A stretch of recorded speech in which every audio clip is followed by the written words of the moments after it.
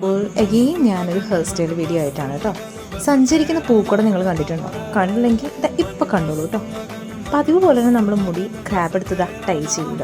നമ്മൾ എടുക്കുന്ന 2 ചെവിയുടെ സൈഡിൽ നിന്ന് ഇതാണ് നമ്മുടെ സ്ഥിരം ഹെയർ സ്റ്റൈലേ. അങ്ങനെ അങ്ങ് സാധാ രീതിയിൽ കെട്ടി വയ്ക്കുക. കണ്ടോ? അതിന് മേലേക്ക് നമ്മളിതാ ഒരു ഫ്ലവർ, ഒറിജിനലല്ല പ്ലാസ്റ്റിക്കാണ്. ഇതിൻ്റെ ഇടയ്ക്കാണെന്ന് തോന്നുന്നു ഒരു ഫ്ലവർ മിസ്സായിപ്പോയി. അതായിട്ടോ തിരിഞ്ഞ് നോക്കിയത്.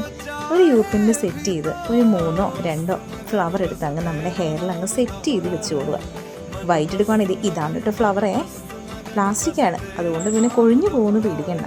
ഞാൻ ഇവിടെ 3 എടുത്തു, പക്ഷെ കുറച്ച് ഓവറായോ എന്നൊരു സംശയമേ. നമുക്ക് നോർമൽ കേസസിനൊന്നും ഈ ഒരു ഹെയർ സ്റ്റൈൽ വെച്ചൊന്നും നമ്മൾ പോകണ്ട.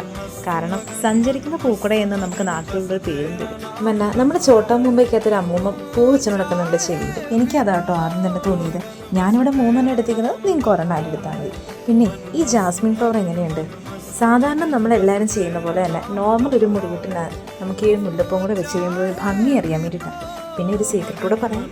ഇത് ശരിക്കുള്ള മുല്ലപ്പൂ ഇല്ല കേട്ടോ, പ്ലാസ്റ്റിക്കിൽ എൻ്റെ ചേച്ചി തന്നെ നിർമ്മിച്ചതാണ്. എങ്ങനെയുണ്ട്? എൻ്റെ ഹെയർ സ്റ്റൈൽ നന്നായിട്ട് ചെയ്യുന്നില്ലേ? ഇങ്ങനെയുള്ള ക്യാഷ്വലാണ് ഞാൻ ആഗ്രഹിക്കുന്നത്. കൂടുതൽ വീഡിയോസ് കാണാൻ സബ്സ്ക്രൈബ് ചെയ്യൂ.